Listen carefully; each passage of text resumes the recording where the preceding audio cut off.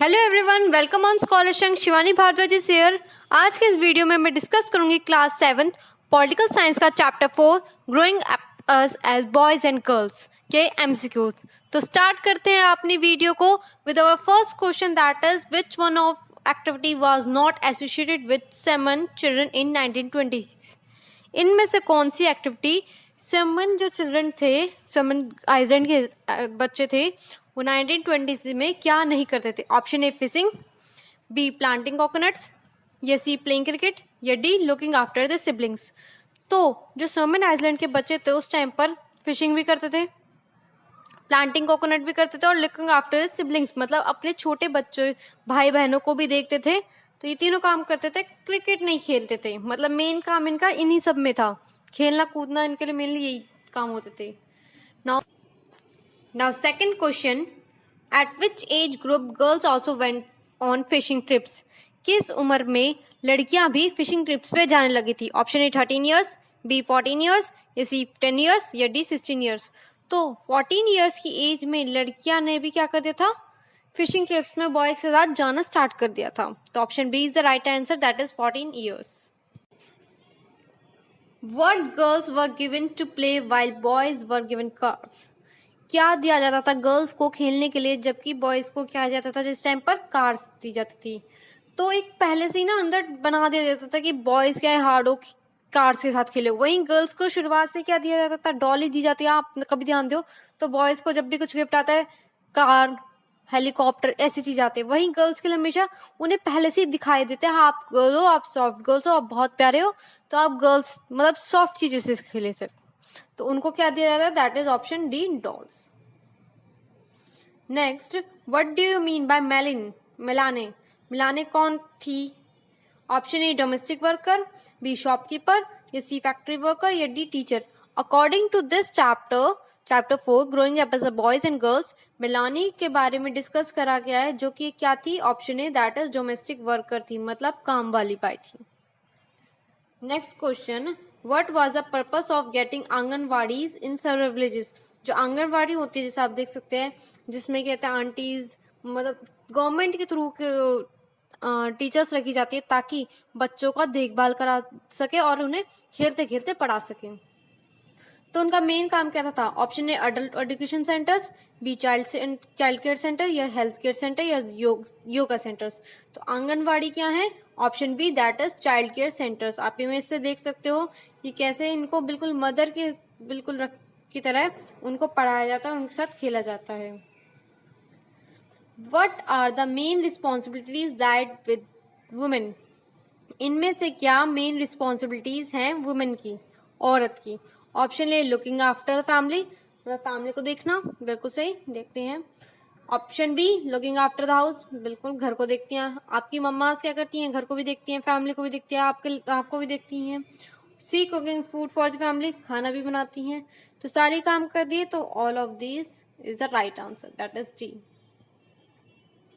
Now why the wages of domestic workers are very low? जो domestic workers होते हैं, जो काम वाली बाएं होती हैं, उनकी जो कीमत होती है पैसे, वो बहुत कम के होते हैं।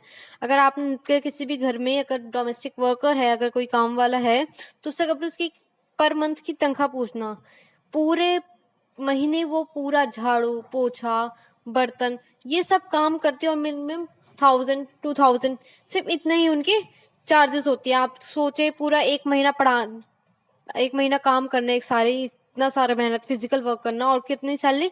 सिर्फ 1500 या 2000। तो क्या कारण इनकी कम की होती है? Option A work done by the lesser in value, they do unpaid jobs, या this there is not much demand of their work. तो इसका आंसर जो है कई जगह बी भी हो सकता है, कहीं जगह ए भी हो सकता है, बट हम ए को ज्यादा रेफर करेंगे। Work done by then they are lesser in value, मतलब कि जो वर्क करती हैं उनकी वैल्यू कम है, मतलब वैल्यू कम नहीं है, हम जो लोगों की मेंटेलिटी है उस हिसाब से कम है। उनके लिए झाड़ू पोछा काम कुछ हो ही नहीं। कहते थे ना कि कराई क्या है तुमने, झाड़ू पोछा ही तो करा है। तो झाड़ू पोछे को वो कभी वर्क मानती ही नहीं है। जो वर्क जो है उसकी कोई वैल्यू नहीं है। Work done by them are lesser in value, जो वो काम करती हैं वो वैल्यू के हिसाब से उनके कुछ है ही नहीं। तो option A is the right answer. What do you mean by term double burden? Double burden से आप क्या समझते हो? बर्डन मतलब कुछ बोझ, डबल बर्डन मतलब दो बार किसी के ऊपर डबल बर्डन डाल दो। तो option A working inside the house, B working outside the house, या B both A and B, या डी नन ऑफ दीज। तो जब इंसान घर पे भी बाहर पे भी दोनों काम करता है तो क्या हो जाता है, उसका डबल बर्डन हो जाता है। तो that is option C, both A and B is the right answer. Next question की ओर बढ़ते हैं, that is how the provision of creches help many women. जो प्रोविजन है क्रैचेस का, वो कैसे औरतों को बहुत हेल्प देता है या फिर लाभदायक है। क्रैचेस क्या होता है? क्रैचेस में क्या होता है कि बच्चों को एक जगह रख दिया जाता है। अगर मम्मी कुछ काम कर रही हैं या फिर बाहर कुछ जॉब वॉब करती हैं, तो बच्चों को एक जगह पे रखा जाता है ताकि उनका ध्यान रखा जा सके। एक तरीके से आंगनबाड़ी इसमें कह सकते हैं कि बच्चों को, या फिर आजकल क्या चलने लगे, किंडरगार्टन स्कूल्स हो गए हैं, किड्स जैसे अमेरिकन किड्स। इसमें क्या होता है, बच्चे भेज देते हैं मम्मी, और बच्चे वहां रह के क्या करते हैं, अपनी पढ़ाई करते हैं, खेलते कूदते हैं। तो ऑप्शन ए क्या क्या कारण है, हेल्प कैसे करता है इस चीज को वुमेन्स को? Option A help women to take up employment inside the home, ताकि कि जो वुमेन्स हैं वो घर में काम कर सके। या B help women to take employment outside the home, कि वो घर पे बाहर का काम कर सके। या सी बोथ ए एंड बी। तो उस टाइम पे जो क्रचेस होती थी वो इसलिए हेल्प होती थी ताकि जो औरतें हैं जो बाहर काम करती हैं उनको बहुत मुश्किल होती थी देखभाल करने की बच्चे की, तो वो मेनली उस वजह से खोला गया था। That is option B, help women to take employment outside the house. Which is the best way of telling children that they will have different futures? क्या तरीका होता है बच्चों को बताने के लिए कि उनका अलग अलग फ्यूचर है? According to this chapter, not socially. अगर हम सोशली बोले तो ये बिल्कुल गलत तरीका है, but according to this chapter क्या दिखाया गया है कि फ्यूचर दिखाने के लिए क्या सबसे बेस्ट तरीका है? Option A books, B toys, C utensils, या डी ऑल ऑफ दीज। तो इसका है that is B toys. Toys दे के बच्चों का फ्यूचर डिसाइड कर देते थे।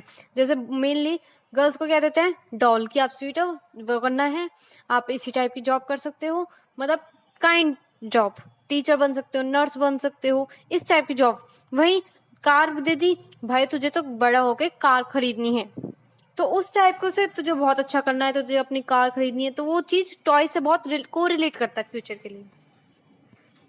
Next, who spent much more time working in a day? कौन ज्यादा टाइम काम करने में व्यतीत करता है एक दिन में? Option A men, B women, C young boys, या डी चिल्ड्रन। तो जो ज्यादा काम करता है टाइम करने में वो करता है option that is B women's. सबसे ज्यादा जो टाइम है पूरे दिन में काम करते रहना वो है वुमेन्स का। अब देखते हो कि अपनी मम्मा को किस सुबह से लग जाती है और शाम तक कुछ ना कुछ कर ही रही होती हैं। तो it is mandatory any organism that organization that has more than dash women employees to provide क्रिची facilities, कि अगर बहुत ज़रूरी है, अगर कोई ऑर्गेनाइजेशन क्रिची फैसिलिटीज प्रोवाइड कर रही है किसी फैमिली को, तो उसमें कम से कम कितने एम्प्लॉयज होने चाहिए? ऑप्शन ए 30, बी 40, या सी 50, या 60। तो गवर्नमेंट के अकॉर्डिंग अगर कोई क्रिची ऑर्गेनाइजेशन फैसिलिटी प्रोवाइड कर रहा है कोई ऑर्गेनाइजेशन, तो उसमें 30 जो है वो वुमेन्स होनी चाहिए मिनिमम। तो A is the right answer. Next question की ओर चलते हैं। Mention the year when widows remarriage act was passed. Widow remarriage act कब पास हुआ था? 1856। ये एक्स्ट्रा नॉलेज के लिए, आपका इस चैप्टर से कोई रिलेट नहीं है बट इंपॉर्टेंट है कि विडो रीमैरिज एक्ट कब हुआ था? 1856 में।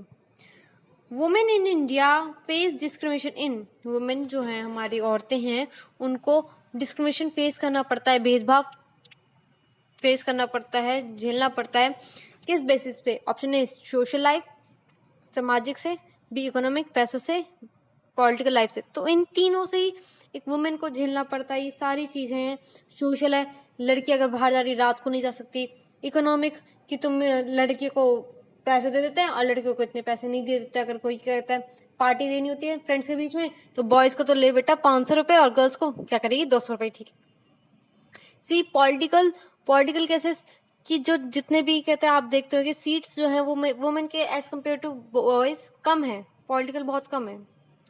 Next question, 1/3 of all the position in local self government institution, कि एक ये रूल निकला था कि 1/3 जो है सीट रिजर्व होंगी लोकल इंस्टीट्यूशंस में गवर्नमेंट के, वो किसके लिए रिजर्व होंगी? Option A women, B men, C children, या डी शेड्यूल्ड ट्राइब्स। तो 1/3 जो है, 1/3 जितने भी कहते हैं ऑर्गेनाइजेशन की सीट्स हैं वो रिजर्व किसके लिए? That is option A women. Next, from the given countries which has high participation of women in public life, इनमें से किस कंट्रीज में जो औरतों का पार्टिसिपेशन है पब्लिक लाइफ में किस कंट्री में सबसे ज्यादा है? Option A Norway and Sri Lanka, B Sweden and India, या सी स्वीडन अफ्रीका, या डी नेपाल एंड फिनलैंड। तो स्वीडन एंड अफ्रीका जो 2 कंट्रीज हैं, इनमें जो है कंट्रीज का पब्लिक लाइफ में बहुत मतलब योगदान है, बहुत पार्टिसिपेट करती है पब्लिक में। अगर कुछ भी मूवमेंट है तो औरतें लड़ी हैं, कुछ भी मतलब पब्लिकली बहुत ज्यादा है।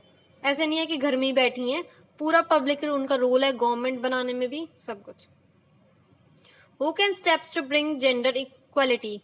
कौन स्टेप लेगा ताकि जेंडर इक्वालिटी आए? मतलब जेंडर मतलब मेल और फीमेल में कोई भेदभाव ना हो, तो कौन किसे स्टेप लेना चाहिए? ऑप्शन है कॉन्स्टिट्यूशन, संविधान को, बी सोसाइटी, हमारी सोसाइटी को, या सी बोथ। तो कॉन्स्टिट्यूशन को तो लेना ही चाहिए। जब तक कॉन्स्टिट्यूशन नहीं लेगा हम कैसे ले लेंगे? हमारे अंदर कैसे जागरूकता आएगी? कॉन्स्टिट्यूशन का मेन रूल है, क्योंकि अगर जो नहीं भी इस चीज को सपोर्ट करता, अगर तो रूल्स ऐसे बन जाए तो फिर उससे क्या होगा, उन लोगों का कम दबाव होता है, हम पे कम इफेक्ट पड़ता है।